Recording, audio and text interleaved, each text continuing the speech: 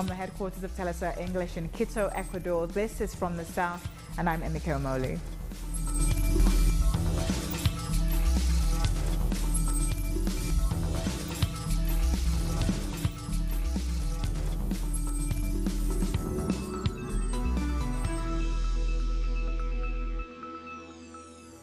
Welcome. Former President of Chile, Michelle Bachelet, has officially started her role as High Commissioner for Human Rights for the UN. She starts as the 39th Ordinary Session of the Human Rights Council gets underway in Geneva, Switzerland. Bachelet has agreed to meet Venezuela's Foreign Minister, Jorge Arreaza, although it's not clear when.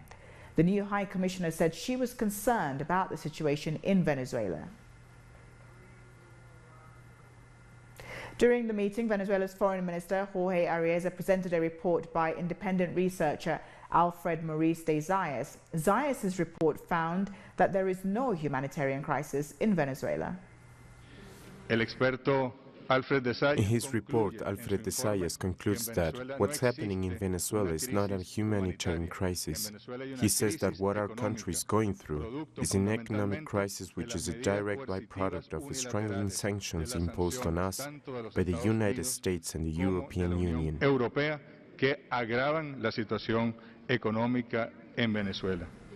Bachelet also highlighted human rights issues worldwide.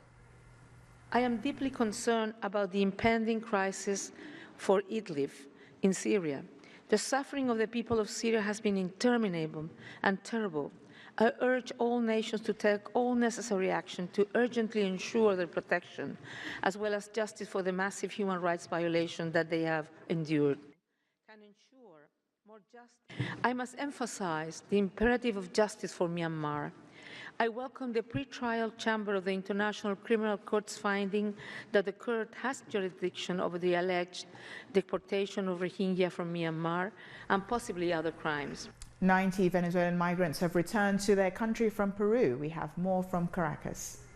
This place saw them live. Now they are returning to their country.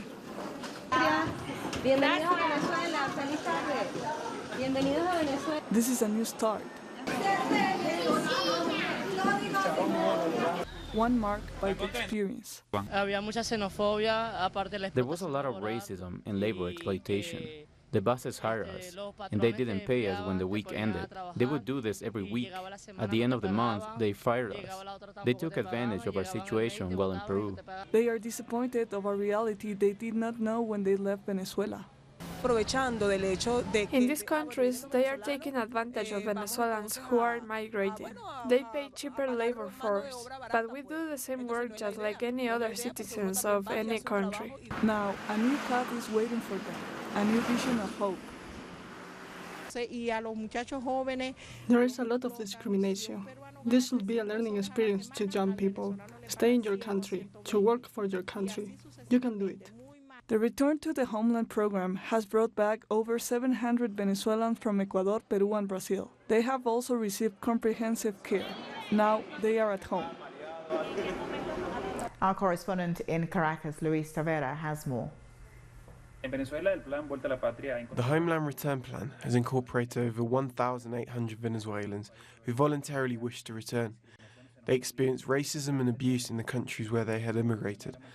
The government of Venezuela has maintained its stance against foreign governments and international institutions that have taken part in a media war against Venezuela and its migrants. Venezuela believe it adds to the discrimination and economic exploitation these migrants have faced. Thanks to the government's initiative, those who wish to can return to Venezuela. Luis Tavera reporting there. The president of Costa Rica, Carlos Alvarado, says a strike by the trade unions is illegal. According to Alvarado, the strike will affect the working class. He called it unjustified and unfair and said the government's fiscal reform is the only way to avoid a crisis. The president also said he's taken measures to ensure that public order is maintained.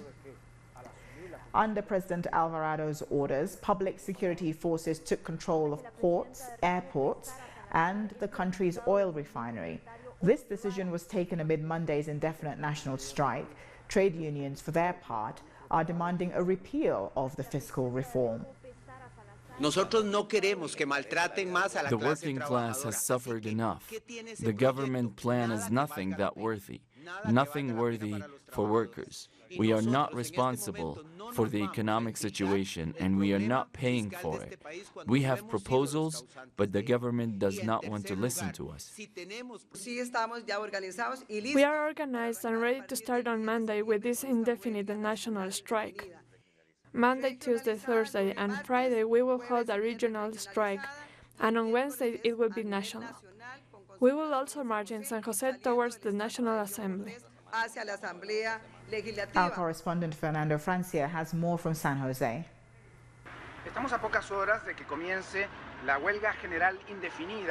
This indefinite general strike has been called by a number of public sector unions across the country. It is starting at 6 a.m. this Monday.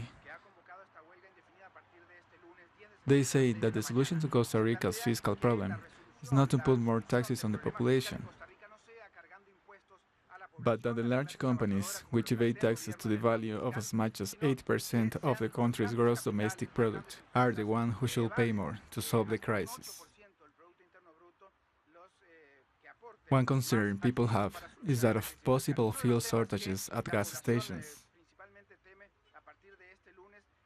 Because if state production stops, that could put in danger the fuel supply for the whole country. That could happen if the Costa Rica's oil refinery shuts down. However, the government has said that it has already taken measures to prevent this.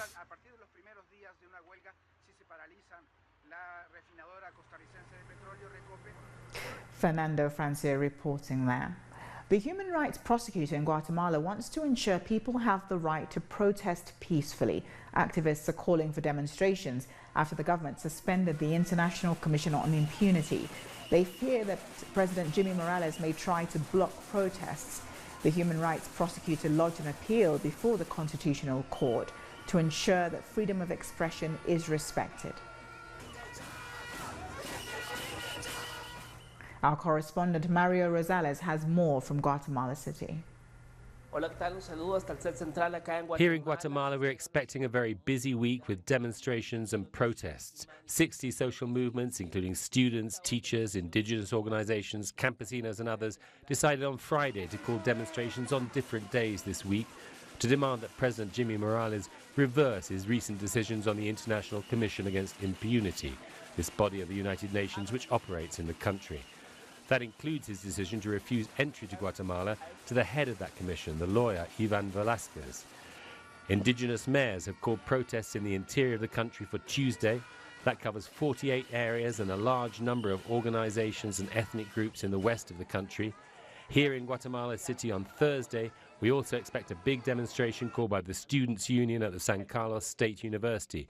So it should be a very active week. The human rights prosecutor has lodged an appeal before the Constitutional Court to guarantee freedom of movement, freedom of expression, and the freedom to protest. Mario Rosales reporting there. Brazil's chief commander of the armed forces says that Lula da Silva's candidacy is unacceptable. Eduardo Villas-Boas called the recent ruling by the UN Human Rights Committee an attempt to invade national sovereignty. In his view, a Lula da Silva candidacy will delegitimize the government, which could lead to opposition violence. In a response, Brazil's Workers' Party says the army commander is trying to intervene in the upcoming election. It warned in a statement that this is, quote, something that the armed forces haven't done since the dark times of the dictatorship. Brazilian presidential candidates have held a TV debate without frontrunner Jair Bolsonaro. He's still recovering in hospital after being stabbed last Thursday. The other candidates noted Bolsonaro's absence. They also condemned the attack. Bolsonaro could take 2 months to fully recover, affecting his campaign commitments ahead of the October 7th vote.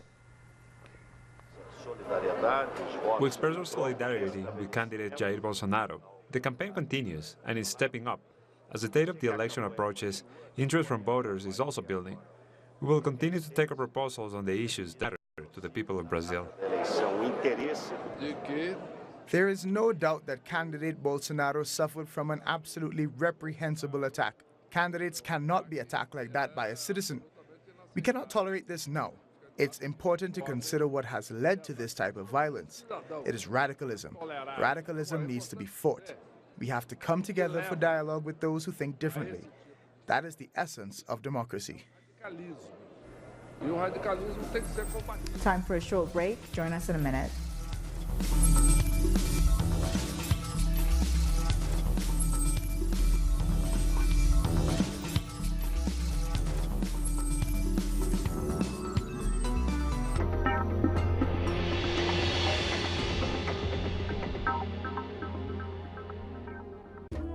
An occasion to enjoy the cultural diversity that defines our South American essence.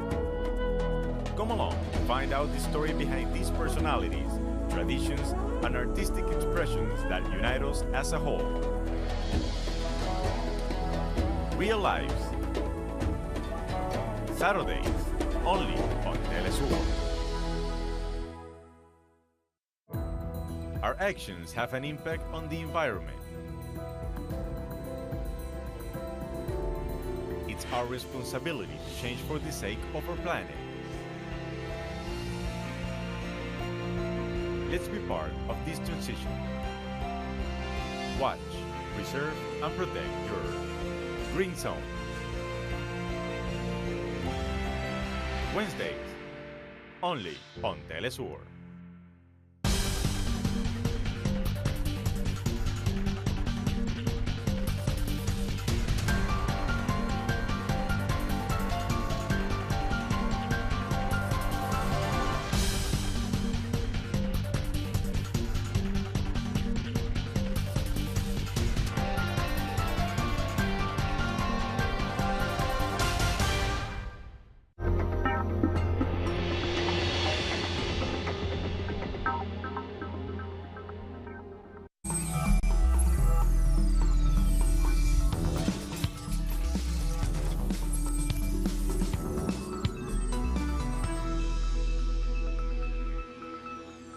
Welcome back. The governing FMLN in El Salvador has chosen its candidates for next year's presidential election. Hugo Martinez will be the presidential candidate and Karina Sosa his running mate. That's after winning the party's primaries. Martinez is a former foreign minister and Sosa is a lawmaker. If they win the elections in February, it would be the FMLN's third consecutive period in power. Our correspondent Ernesto Avalos has more on the campaign. ¿Qué tal? Un saludo para ustedes y para nuestra audiencia. Thousands of supporters from the Frente Farabundo Martí and members of other social organizations flooded the Cuscatlán Stadium in San Salvador during the party's 36th Congress. They proclaimed their candidates Hugo Martinez for president and Karina Sosa for vice president, and the election to be held on February 3rd, 2019. Sosa said she was committed to working towards women's rights, especially with the government plan called Ciudad Mujer. Martinez said his government will continue with the social programs that are already in place. Other pillars of his candidacy are education, health, and the fight against violence. Ernesto Avalos reporting there. Well, peace talks in Colombia could be affected by President Ivan Duque's decision not to resume the talks. Paulo Fernandez brings us more details from Bogota. President Ivan Duque has confirmed that he will not resume talks with the ELN or National Liberation Army. From the day he took office, Duque gave the ELN a deadline to release the people in their possession. He also insisted that the government had indeed given the ELN the protocols for the handover. On the other hand, the ELN's version is that these protocols were never agreed by both parties and that the conditions do not exist to make the handover because military operations continue in the area and that right-wing paramilitaries are also present. They spoke not only about the people they hold but also about the situation in Cantumbe region. They say the paramilitaries have become the main threat to the communities there and that the presence of government troops has only further endangered the lives of thousands of people. Another concern is the murder of social leaders. 160 leaders have been killed in 2018 and more than 364 have been murdered since the day the peace agreement was signed between the national government and the FARC on November 24, 2016. As a result, many calls have been made on the government, and now especially on the government Ivan Duque, to ensure the safety of social leaders. One of the most recent attacks was in the North Valley del Cauca, where Claudia Araujo, a local leader, suffered a second unsuccessful attack. She had already been the victim of another on August 26. Social movements lament that of 10 those who denounce these attacks have themselves been threatened. Many have to flee their regions, their villages or towns due to these threats. They are not receiving protection, and many of them end up being killed as well. But then the official investigations go nowhere. That is why these movements are calling on the government of Ivan Duque first to continue with the implementation of the peace agreement signed with the FARC, where the issue of guarantees for social leaders and for the opposition is included, but also for them to move forward in the talks with the National Liberation Army.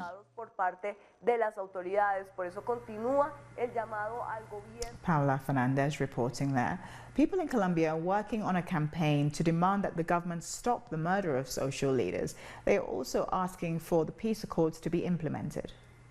Social movements and human rights organizations are working on a campaign called I Will Take Care of You. It seeks to demand the government of Ivan Duque to guarantee the life of social leaders and the peace agreement. Let's hope the government makes a commitment to respect for the life of the leaders threatened. We cannot end this violence and this constant abuse of human rights. Young people in Colombia are hoping to raise awareness on the killing of social leaders. They want those living in the cities to support the communities around the country. We want to highlight how this conflict is being handled, how the social leaders are defending their territory and are being killed because of this. They're also threatened and displaced. It looks like after the signing of the peace agreement, a new wave of violence is directly affecting the leaders of the region. The killings of social leaders have rose in the first month of President Ivan Duque's administration. 22 people have been threatened, but the president has not taken any actions.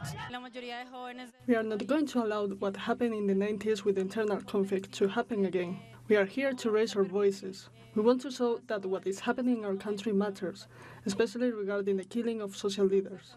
Different artists have joined the campaign to raise awareness through music and poetry. Music has been our instrument to give love, to teach, to share. That is why for us it is very important. Through music and art, relations become more human and people can express a lot of things that they have inside. Music can fuel transformations. I think art can help peace in Colombia. With this campaign, hundreds of Colombians are remembering the 465 social leaders that have been killed so far. Barbados has signed a $290 million economic assistance agreement with the International Monetary Fund. The IMF's executive board is expected to consider the proposed arrangement by October. Once approved, Barbados would have immediate access to $49 million. The Caribbean country has the fourth highest debt-to-GDP ratio in the world after Japan, Greece and Sudan. U.S. Executive Director and some officials from Treasury. And of course, separately, we met. The Prime Minister of Trinidad and Tobago, Dr. Keith Rowley, has made an announcement about his stance on marijuana use. In July, he said that the decriminalization of marijuana was not a priority for his government. However, speaking at a meeting on Sunday, Rowley said arresting young men for smoking a single marijuana cigarette is inhumane. Sometimes I've met fathers who have jobs, who have lost the jobs because they smoked a marijuana cigarette and they're in jail. The children are unattended and unsupported. I am sure that was not the intention of the law. I'm sure it wasn't. But of course, it has to be managed. Because if it is that there are detrimental and deleterious effects, the same way with alcohol and cigarettes, I don't buy it for 1 minute that there aren't deleterious effects from marijuana smoking. But the management of the offense has created its own problem, and this country must now address it. Caribbean countries are on alert as Hurricane Isaac approaches the area. The National Hurricane Center says Isaac is a small Category 1 hurricane that appears to be weakening, but it will be at hurricane strength when it reaches the Lesser Antilles before crossing the eastern Caribbean Sea. Meanwhile, Florence is rapidly strengthening and is expected to become a major hurricane very soon. The National Hurricane Center is forecasting that Florence will become a strong Category 4 storm. That's before making landfall along the U.S. southeast or mid-Atlantic coast on Thursday. The states of South Carolina, North Carolina, and Virginia have already begun setting aside money for the storm. We're here to help. We do have our associates that are, a lot of them are experts on this kind of hurricane awareness. They've been here for 20, 25 years that can really assist our customers and really get them what they need. Just in case I might have to make a quick getaway, I got a full tank of gas and I'm ready. Time for a short break. Join us in a moment.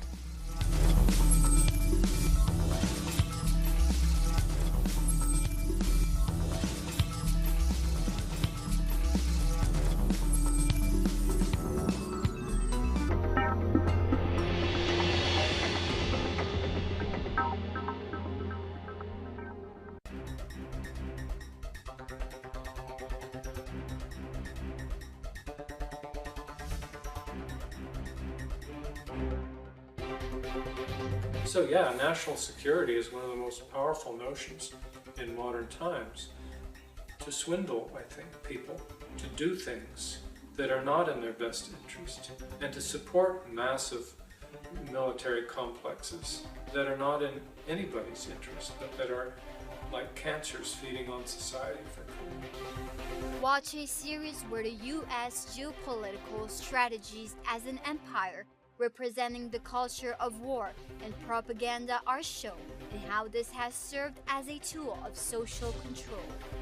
Psy-War, Saturday, only on Telesur.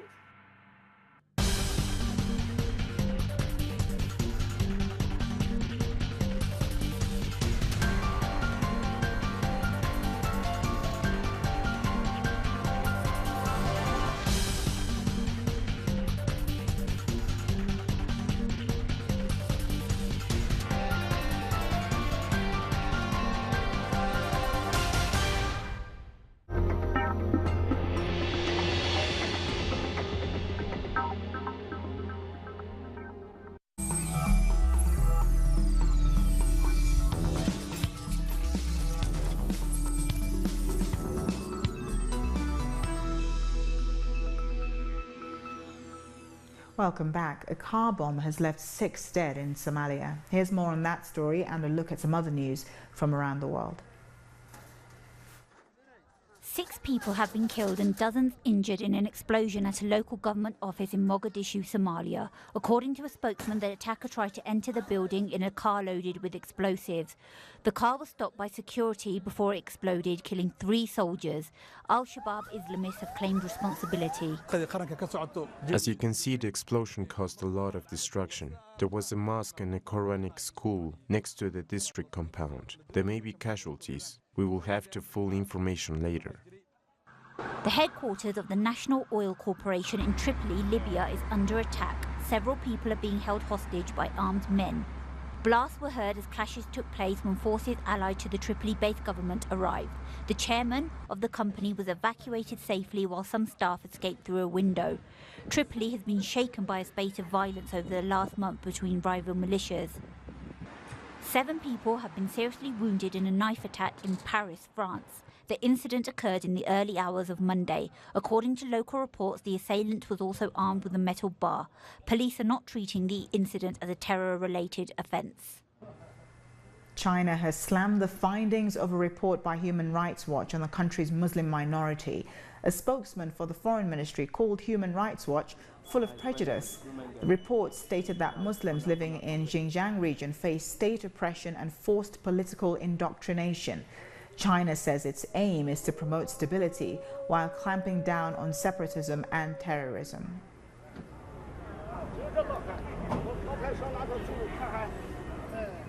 Venezuela's Vice President Delcy Rodriguez is currently in China. During the one-week visit, Rodriguez will hold bilateral talks and sign several agreements with senior officials in the country.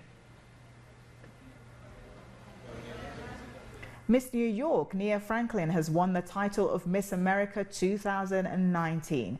The event recently rebranded itself following the Me Too movement, dropping the word pageant from its name. Contestants were also no longer judged on physical appearance, and the famous swimsuit competition was scrapped. The Me Too movement has highlighted the pervasive nature of sexual discrimination and harassment in the United States.